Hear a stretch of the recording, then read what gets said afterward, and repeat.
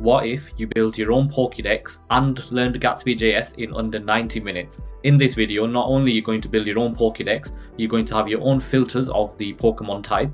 You're also going to learn about how to create Gatsby blogs using markdown files and fetching data through the Gatsby graphical queries. On top of this, it's quite easy to learn, and if you already know React, this should be a breeze. So let's get started. So what we're covering in this project is we have search functionality, but first of all, what we're doing is we're fetching all the Pokemon, and we can limit this to a certain amount, but I'm fetching all of the Pokemon here and rendering it on the page. I can also select the type of Pokemon, so let's select a fire type. You can see I've got all the fire types in here, and if I wanted to search it via the search over here, I'm just going to type in Flareon, and you can see Flareon shows up. If I remove this and click through to a Pokemon, so let's choose Arcanine. You can see here we go to /Pokemon/Arcanine, and this is a static site generator, which is Gatsby. So again, I'm using the Poke API to get the relevant Pokemon data specifically for Arcanine over here. We've got his Pokemon types, attack, defense, special attack, and so on, but you can choose whatever comes from the API. The API itself is being fetched from a graphical endpoint, which is built into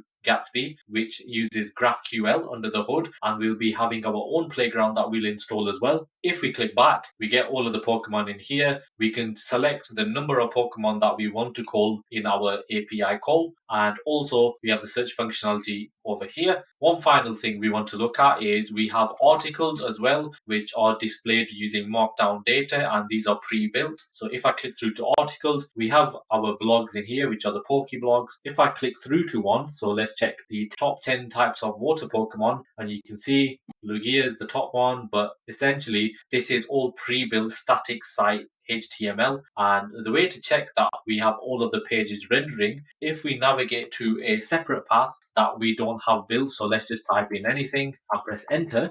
What Gatsby does is it shows all of the pages that we have pre-built on the application. So you can see here we have a full page, a HTML. We have all of our Pokemon, as you can see, but all of this is pre-built at build time. So that's the benefit of using Gatsby, which again is good for SEO because the screen readers and web crawlers can look at your site and see what is being rendered. So that's good for SEO as well. But there are other tons of benefits with Gatsby. So if we go to the website over here, what we also have is a plugin section, which we will look at later on, where we inject the plugin into our app and we can use that to fetch data in a graphical query. But what I'm going to do is quickly read this, which is Gatsby is a React-based open source framework for creating websites, whether your site has 100 pages or 100,000. If you care deeply about performance, scalability, built-in security, then you'll love building with us. In my opinion, this is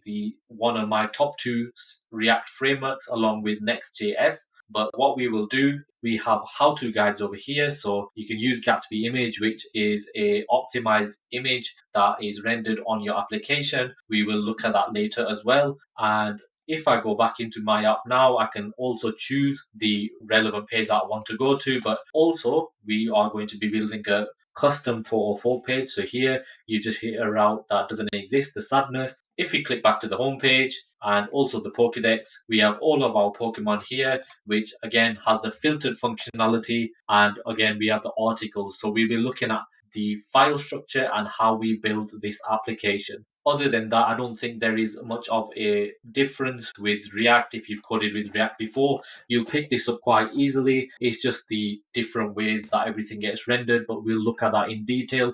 And again, if you want to learn Gatsby, and Gatsby is a very popular React framework, then let's get started with this build.